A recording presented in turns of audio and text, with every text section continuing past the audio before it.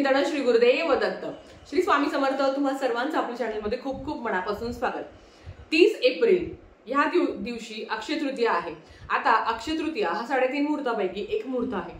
त्याच्याबरोबर अक्षय तृतीया हा दिवस भगवान विष्णू आणि माता लक्ष्मीचा उपासनेचा अतिशय महत्त्वाचा दिवस। अक्षय तृतीयेच्या दिवशी केलेलं दान हे अक्षय काळ तुमच्या सोबत असतं। अक्षय तृतीयेच्या दिवशी केलेलं कुठलंही कर्म, केलेली खरेदी ही अक्षय काळ तुमच्या सोबत टिकून राहते। पण अक्षय तृतीया हा सगळ्यात महत्त्वाचा दिवस आहे पितरांच्या तर्पण, होम हवन, दान धर्म यांसाठी। उदक कुंभ तो भरून कसा ठेवायचा, त्याची पूजा कशी करायची आणि अतिशय महत्त्वाचं आहे। अक्षय तृतीयेच्या दिवशी पितरांची सेवा अनिवार्य आहे। अक्षय तृतीयेच्या दिवशी जर तुम्ही पितरांची सेवा केली तर तुम्हाला कितीही प्रखर पितृदोष असो तो हळूहळू कमी होण्यास मदत होते। आजच्या व्हिडिओमध्ये अक्षय तृतीयेच्या दिवशी पितरांची पूजा कशी करावी, उदक कुंभ कसा भरून ठेवावा आणि अजून पितरांसंदर्भात काय उपाय, दान धर्म करायचे ते आज आपण बघणार आहोत। व्हिडिओ सगळा बघा म्हणजे तुम्हाला तुमच्या सगळ्या प्रश्नांची उत्तर मिळतील। सर्वप्रथम सकाळी उठून सूर्याला अर्घ्य द्यावे। होय, सकाळी उठल्यावर घरातलं नित्यकर्म आवरल्यावर सकाळी उठल्या अगदी लवकर 8च्या आत तुम्हाला सूर्याला अर्घ्य द्यायचं आहे। सूर्याला अर्घ्य दिल्यावर जी काही आपल्याला मांडणी करायची आहे आपल्या मित्रांच्या संदर्भात, तर ती 12च्या दरम्यान करायची असते। म्हणजे 11 साडे11 पर्यंत तुम्ही मांडणी करून ठेवायची आणि घास द्यायचा असतो, ज्याला आपण घास देणं म्हणतात। तर आता तो घास पण कसा द्यायचा त्या संदर्भात पण माहिती घेणार आहोत। पण सगळ्यात आधी जी तुम्ही काही मांडणी करणार आहात त्याच्या आधीच तुम्हाला सांगते की ही जी मांडणी तुम्ही करून ठेवणार आहात तर ते तुम्हाला 12 साडे12 म्हणजे खरं तर ते 12च्या जेव्हा सूर्य आपल्या डोक्यावर येतो तेव्हा आपल्या पितरांची सेवा करायची असते। मग तुम्ही 11ला जरी मांडणी करून ठेवली किंवा 11 साडे11ला जरी पूजा करून ठेवली तरी सुद्धा चालेल। ही पूजा देवाच्या शेजारी मांडायची नाही। पूजा मांडण्याच्या आधी तुम्ही दक्षिण दिशेला तोंड करून बसायचं। तुमच्या घराची दक्षिण दिशा तिथे तुम्हाला तोंड करून बसायचं आणि तिथे तुम्हाला मांडणी करायची आहे। मांडणी करून झाल्यावर कुठली सेवा करायची ते पण आपण बघणार आहोत। तर चला व्हिडिओला सुरुवात करूया। आता आपण मांडणीचं स्वरूप बघूया। सुरुवातीला एक चौरंग घ्यायचा आहे। चौरंगावर एक पांढरं शुभ्र वस्त्र तुम्हाला ठेवायचं आहे। त्या वस्त्रावर एक पत्रवाळी तुम्हाला ठेवायची आहे। आता तुम्ही म्हणाल की याच्यावर आपण ताट ठेवू शकतो का? हरकत नाही, तुम्ही ताट ठेवू शकता। पण आपण जे काही इथे पूजणार आहोत, ज्याला आपण उदक कुंभ म्हणतो, हे आपल्याला दान करायचं असतं आणि खाली जे काही धान्य ठेवणार आहोत ते सुद्धा दान करायचं असतं। म्हणून हे सगळंच उचलून आपल्याला दान करायचं असतं। म्हणून तुम्हाला एखाद्या झाडाचं पान भेटलं, जे आपण पितरांना जेव्हा नैवेद्य दाखवतो त्या झाडाचं पान भेटलं तरी चालेल, नाहीतर इथे एक साधी पत्रवाळी तुम्हाला घ्यायची आहे। सुरुवातीला इथे मी दिवा लावून घेतला आहे, जो मी इथे खाली ठेवते। आता ह्याची मांडणी कधी करायची आणि याची दिशा कुठली असावी, तर लक्षात घ्या, दक्षिण दिशेला तोंड करून याची मांडणी केली तरी हरकत नाही किंवा कुठल्याही दिशेला तोंड करून मांडणी केली तरी चालतं। दक्षिण दिशेला का बरं, तर तुम्हाला माहिती आहे ती आपल्या पितरांची दिशा मांडली जाते। आता इथे जे काही मी पत्रवाळी ठेवलेली आहे त्याच्यावर तुम्हाला गव्हाची रास टाकायची। तर इथे मी गव्हाची रास भरून घेतलेली आहे। आपल्याला ही रास, हे जे गहू आहे हे सुद्धा आपल्याला दान करायचे आहे। म्हणून भरपूर अशी गहू येतील या पद्धतीने आपल्याला गहू ठेवायचे आहे। याच्यावर गहूच ठेवायचे, तांदूळ ठेवायचे नाही, ही गोष्ट लक्षात घ्या। आता ह्या दिवसाला आपल्याला, तुम्हाला सगळ्यांना माहिती आहे की ह्या दिवशी दानाला खूप महत्त्व आहे। अक्षय तृतीयेला दानाचं महत्त्व असतं आणि त्यातल्या त्यात उदक कुंभ का दान करता याची तुम्हाला थोडक्यात माहिती सांगते। बघा, जेव्हा पांडवांनी विचारलं की आम्ही एवढे सगळे जप तप केले, आम्ही एवढे सगळे सेवा केल्या, त्या गेल्या कुठे, तेव्हा श्रीकृष्ण म्हणाले होते की तुम्ही ज्या काही सेवा केल्या हे सगळं तुम्हाला सुख आणि दुःखातच गेल्या। मग तेव्हा पांडवांनी श्रीकृष्णाला विचारलं की असं कुठलं व्रत आहे की जे केल्याने आम्ही केलेल्यांचं फळ आम्हाला अक्षय टिकेल, कधी संपणार नाही, किंवा असं कुठलं व्रत आहे का जे केल्याने आम्ही त्याची थोडी जरी सेवा केली तरी त्याचं जे कर्मफळ आहे ते आम्हाला चिरकाळ टिकेल। तेव्हा भगवान श्रीकृष्णांनी सांगितलं होतं की असं एकच व्रत आहे की तुम्ही अक्षय तृतीयेच्या दिवशी तिळा इतकं दान जरी तुम्ही केलं तरी ते अक्षय चिरकाळ तुमच्यासोबत टिकणार आहे, अक्षय तुमच्यासोबत राहणार आहे। म्हणून आपल्याला आपल्या पितरांच्या स्मरणार्थ ह्या गोष्टी दान करायच्या असतात. आता बघा, बऱ्याच वेळा असं होतं की आता वैशाख महिना सुरू झालेला आहे, अंगाची लाही लाही झालेली असते, पण आपण प्रत्येक ठिकाणी पाणपोई बांधावी एवढं सामर्थ्य आपल्यामध्ये नाहीये. कदाचित ते ज्यांच्याकडे असेल ते करू शकता, पण आपण करू शकत नाही. म्हणून एका माणसाचा जीव होईल, एका माणसाचं पोट भरेल, किंवा एका माणूस आहे जो पाण्याने व्याकुळ झालेला आहे तो तृप्त होईल एवढं आपल्याला दान करायचं असतं. आता याला म्हणता केळी, याला केळी म्हणता आणि याला करा म्हणता. हे दोन प्रकार तुम्हाला सगळ्यांना माहिती आहे. बऱ्याच वेळा प्रत्येक गावामध्ये, प्रत्येक समाजामध्ये वेगवेगळी पद्धत असते. तुमच्या घरातली जर सवाष्णी स्त्री गेली असेल तर तुम्ही केळीची पूजा करायची असते, आणि तुमच्या घरातलं सवाष्णी न जाता एखादं पुरुष मंडळी केला असेल तर तुम्हाला कराची आपल्याला पूजा करायची असते. आता समजा माझे सासरे गेलेले आहे म्हणून मी फक्त कराची पूजा करणार आहे, कारण माझ्या सासूबाई जिवंत आहे. आता जसं मी तुम्हाला सांगितलं, प्रत्येक गावात फक्त सासूबाई जरी गेली असेल तरी दोघांची पूजा करता, किंवा फक्त सासरे जरी गेले असेल तरी दोघांची पूजा करता. प्रत्येक समाजामध्ये, प्रत्येक गावामध्ये वेगवेगळी पद्धत असते. तुमच्यामध्ये काय पद्धत आहे त्या पद्धतीने तुम्हाला ही सेवा करायची आहे. आता सगळ्यात महत्वाचं, जसं बऱ्याच वेळा महिलांचा असा प्रश्न असतो की ताई, आमचे सासरे पण जिवंत आहे आणि सासू पण जिवंत आहे, मग आम्ही करा आणि केळी यांची पूजा कशी करावी? तर बघा, तुमचे सासू आणि सासरे जर जिवंत असेल तर तुमचे आजी सासू किंवा आजी सासरे दोघांपैकी एखाद्याचा मृत्यू झाला असेल तर तुम्ही करा किंवा केळी तुमच्याप्रमाणे तुम्ही पूजा करू शकता. पण आता बऱ्याच वेळा असा प्रश्न येतो की ताई, आमची आजी सासू आणि आजी सासरे पण जिवंत आहे, पण त्यांचे पण तर सासू सासरे गेले असेल ना, जर सासू गेले असेल किंवा सासरे दोघंही गेले असेल तर तुम्हाला दोघांची पण पूजा करायची असते. आता हे तुमचे सासू सासरे करणार. बऱ्याच वेळा असा प्रश्न येतो की ताई, आम्ही आमच्या गावानिमित्त, आमच्या कामानिमित्त आम्ही आमच्या गावाला आहे, मग अशा वेळेस तुमच्या सासू सासऱ्यांनी ती पूजा केली तरी हरकत नाही. पितरांची सेवा ही थोडीशी उलटी मानली जाते. आता आपल्याला हे रक्षासूत्र बांधायचंय. रक्षासूत्र हे तुम्हाला विषम समानात बांधायचं असतं, 1 2 3 ह्या प्रमाणात. म्हणजे 1 3 5 7 9 या प्रमाणात तुम्हाला रक्षासूत्र बांधायचं असतं. कारण जसं तुम्हाला मी सांगितलं की पितरांची सेवा ही थोडीशी उलटी केली जाते. आता बघा, 1 2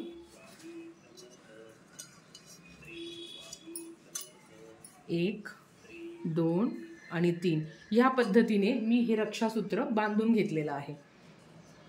आता या कंठापर्यंत जाईल एवढं पाणी तुम्हाला भरून घ्यायचं आहे. हा कंठ आहे, हे इथपर्यंत भरेल एवढं तुम्हाला पाणी भरून घ्यायचं आहे. आता ह्या कलशाची, हा जो करा आहे किंवा ही केळी आहे, तर याची आपल्याला पूजा करायची असते. याच्यामध्ये हळदी कुंकू अक्षदा अर्पण करून त्याच्यामध्ये फूल वाहून आपल्याला यांची पूजा करायची असते. आणि हे सगळं करताना मनोमन मी जे काही करतो आहे, जे काही कर्म मी करत आहे, तर हे माझ्या पितरांच्या स्मरणार्थ आहे, हे माझ्या पितरांना आहे, या पद्धतीने तुम्हाला बोलायचं आहे.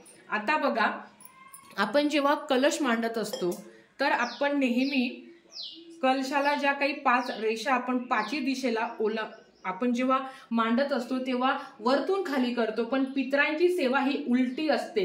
लक्षात घ्या, परत एकदा सांगते, पितरांची सेवा ही उलटी असते. म्हणून वरतून खाली या पद्धतीने तुम्हाला, म्हणून चंदन जर तुमच्या घरात असेल तर चंदन थोडंसं ओलं करायचं आणि 5ही दिशेला 5 रेषा तुम्हाला काढून घ्यायच्या आहे. स्वस्तिक काढायची गरज नाही, फक्त 5 दिशेला 5 रेषा तुम्हाला काढून घ्यायच्या. हे झाल्यानंतर आता ही केळीची आपली पूजा झाली आहे. आता मला कराची पण पूजा करायची आहे. तर कराची पण सारखीच तुम्हाला पूजा करायची आहे. आधी आता कराची पूजा करताना मी पण इथे 5 दिशेला 5 असं उमटून घेते आहे. बघा, ही उलटी पूजा असते, म्हणून हे आपल्याला उलट करायचं आहे. आपण पितरांना नैवेद्य देखील उलटाच फिरवत असतो. देवाचा जसं असतो त्याच्या विरुद्ध दिशेने आपण पितरांचं करत असतो. या पद्धतीने आपल्याला केळी आणि त्याच्यावर करा हे असं आपल्याला ठेवायचं आहे. मी परत एकदा सांगते, मी परत एकदा सांगते, ज्यांच्या घरातली सवाष्णी गेली असेल त्यांनी केळीची करायची, ज्यांच्या घरातले पुरुष मंडळी गेली असेल त्यांनी कराची आपल्याला पूजा करायची. समोर फोटो ठेवला तरी चालेल. आता विषय येतो तो मांडणीचा. मांडणी कधी करायची? बऱ्याच वेळा असं होतं, बरेच लोक देवपूजा झाल्या मांडणी करतात. पितरांची सेवा ही आपल्याला 12च्या सुमारास करायची आहे. जेव्हा आपला सूर्य हा आपल्या डोक्यावर येतो तेव्हा आपल्याला पूजा करायची आहे. अगदी तुम्ही 11 नंतर मांडणी केली तरी हरकत नाही. 11, 11:30, 12च्या दरम्यान मांडणी करून 12ला आघारी द्यायची असते. आता आघारीबद्दल मी नंतर माहिती सांगलेस की ती 12च्या आत किंवा 12, 12:30च्या दरम्यान द्यायची असते. त्याच्या आधी तुम्हाला ही मांडणी करायची असते. इथे तुम्ही पितरांचा फोटो सुद्धा ठेवू शकता. पितरांची मांडणी देवांच्या मांडणी समोर करू नका. दुसऱ्या जागी एखाद्या स्वच्छ ठिकाणी तुम्हाला ही मांडणी करायची आहे. त्याच्यावर आपल्याला खरबूज ठेवायचं असतं. मी जसं तुम्हाला सांगितलं, बऱ्याच ठिकाणी बऱ्याच समाजात वेगवेगळ्या पद्धती असतात. आता आमच्याकडे खरबूज ठेवलं जातो आणि जो काही आंबा आहे तो तुम्हाला नैवेद्याला ठेवायचा असतो. इथे खरबूज ठेवलेला आहे आणि आंबा तुम्ही कट करून पण ठेवू शकता किंवा डायरेक्ट आंबा ठेवू शकता. बऱ्याच घरात अजूनही ते पालन केलं जातं. आमच्याही घरात केलं जातं की अक्षय तृतीया नंतरच पितरांना आंब्याचा नैवेद्य दाखवल्यानंतरच आपण आंबा ग्रहण करू शकतो या पद्धतीने. आता ही मांडणी, एवढीच मांडणी करायची आहे. आता सगळ्यात महत्वाचं, ही मांडणी झाल्यावर आपल्याला नैवेद्य अर्पण करायचा असतो. तो तुम्ही जो काही गोडाधोडाचा नैवेद्य करणार आहात तो तुम्हाला अर्पण करायचा आहे. आणि आपण अक्षय तृतीया किंवा ज्याला आखाजी म्हणत असतो, तर आपण ह्या दिवशी मांड्यांचा नैवेद्य करत असतो. त्याच्याबरोबर आंब्याचा रस करत असतो, पुरण करत असतो. प्रत्येकाच्या गावात, समाजात वेगवेगळी पद्धत असते. आता हे सगळं झाल्यावर तुम्ही खाली रांगोळी पण काढू शकता. आता नैवेद्य दिल्यावर, हे सगळं झाल्यावर, नैवेद्य अर्पण केल्यावर त्या नैवेद्याची आघारी द्यायची असते. ती आघारी कशी द्यायची ते आपण बघूया. तर आता जसं आपण पितृपक्षात आघारी देतो त्याच पद्धतीने अक्षय तृतीयेला पण आघारी द्यायची असते. तर इथे मी तवा घेतला आहे. तव्यावर मी जे लाकडाचे जे काही थेपले होते किंवा बारीक बारीक जे काही लाकडं होते ते टाकले. शुद्ध गाईचं तूप टाकलं आणि कापूर टाकला.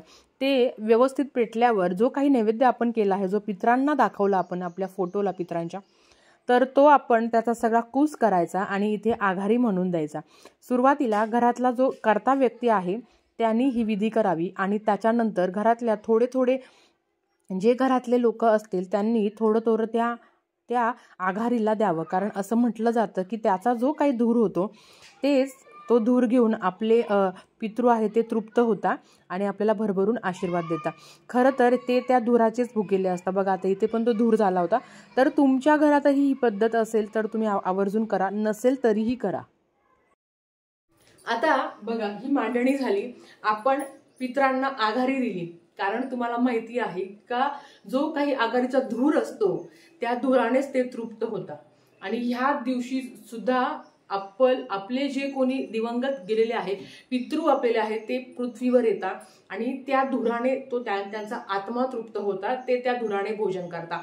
आता सगळ्यात महत्वाचं याचं काय करायचं, तर जसं मी तुम्हाला सांगितलं, हा जो उदक कुंभ आहे हा आपल्याला अक्षय तृतीयेच्याच दिवशी दान करायचा असतो.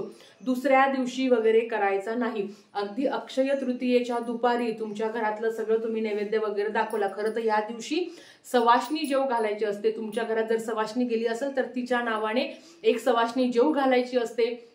आणि तुमच्या घरात जर एखादा पुरुष मंडळी गेला असेल तर त्यांच्याच वयाचं एखादा व्यक्ती तुम्हाला जेव घालायचा असतो. आणि तो जो कोणी व्यक्ती जेव घातलेला असतो किंवा तो जेव येणारा असतो, यथाशक्ती त्याला तुम्ही दान धर्म करायचं असतं. ह्या दिवशी तिळी इतक्या दानालाही अनन्यसाधारण महत्व आहे. साक्षात भगवान श्रीकृष्णांनी सुद्धा हे सांगितलं आहे. आता बऱ्याच वेळा आपल्याला माहिती आहे, शहरामध्ये उपास करू कोणी येत नाही जेवायला, ज्याला आपण उपास करू म्हणतो. मग काय करायचं, तर एखादा व्यक्ती पोटभर जेवेल एवढं तुम्ही ते ताट बाजूला काढून ठेवायचं. जवळपास गायी असेल तर त्यांना तुम्ही देऊ शकता, नाहीतर एखादी गोर गरीब असेल त्यांना पण तुम्ही ते ताट त्यांना खायला घालू शकता. गायला दिलं तरी चालेल किंवा जवळपास जे गोरगरीब असेल त्यांना दिलं तरी हरकत नाही. या पद्धतीने आपल्याला पूजा मांडणी करायची आहे. आता सवाष्णी असेल तर अर्थात तिची यथासांग ओटी भरा, तिला दक्षिणा द्या. या पद्धतीने तुम्ही करू शकता। आधीच्या काळी असं व्हायचं की जो तुमच्या घरी उपास करू जेवायला यायचा त्याला हा उदक कुंभ तुम्ही दान करायचे। आता असं झालंय की सवाष्ण किंवा उपास करू कोणी येत नाही, मग काय करायचं, अक्षय तृतीयेच्याच दिवशी खालची हे जे काही तुम्ही खाली ठेवणार आहे, ताट असो किंवा काय असो, तर याच्या सहित हे गहू आणि ही केळी किंवा करा दान करायचं आहे। दान करताना त्या केळी आणि करामध्ये त्याच्या कंठा इतकं पाणी येईल, ते पाणी तुम्हाला दान करायचं आहे। त्या केळी करासहित ते पाणी तुम्हाला दान करायचं आहे। अगदी तुम्ही ते खरबूज आहे ते सुद्धा दान केलं तरी हरकत नाही। प्रत्येक गावामध्ये प्रत्येक समाजामध्ये वेगवेगळी पद्धत असते, पण हा जो सण आहे हा आपल्याला हे सांगत असतो की अक्षय पुण्य आपल्याला आपल्या पदरी पाडायचं आहे। त्याच पद्धतीने दान धर्म हा सगळ्यात मोठं कर्मफळ मानलं जातं आणि ह्या दिवशी जर तुम्ही ते केलं तर नक्कीच तुम्हाला खूप जास्त प्रमाणात फायदा होईल आणि ते अक्षय काळ तुमच्यासोबत राहणार आहे। म्हणून ही करी आणि केळा अगदी तुमच्याकडे मदत करणाऱ्या कोणी ताई येणार असेल त्यांनाही पाण्याचा घडा भरून तुम्हाला तो दान करायचा, तो भरलेला असावा आणि मग तुम्ही दान करायचं आहे। जर तुम्ही आजूबाजूला जर जे गोरगरीब आहे, जे पाण्याने व्याकुळ झालेले आहेत, त्यांनाही तुम्ही हे सगळं केळे किंवा करा आणि जे काही गहू आहे ते तुम्ही दान करू शकता। या पद्धतीने आपल्याला अक्षय तृतीया साजरी करायची आहे। अक्षय तृतीया हा सण खूप काही सांगून जातो की आयुष्यात शेवट आहे, सगळ्यांचा शेवट दिलेला आहे, पण जिवंतपणे चांगली फळं कमवा, शुद्ध वेळेवर चांगल्या वेळेवर जेव्हा तुम्ही कुठले नित्यकर्म करत असता, जेव्हा तुम्ही कर्मफळ करत असता, ते अक्षय काळ तुमच्यासोबत असतं। झालेली सेवा महाराजांच्या चरणी मी रुजू करते आणि आजचा व्हिडिओ इथेच थांबवते। आवडला असेल तर लाईक शेअर सबस्क्राईब करा। भेटूया परत अशाच एका नवीन व्हिडिओ सोबत। श्री स्वामी समर्थ।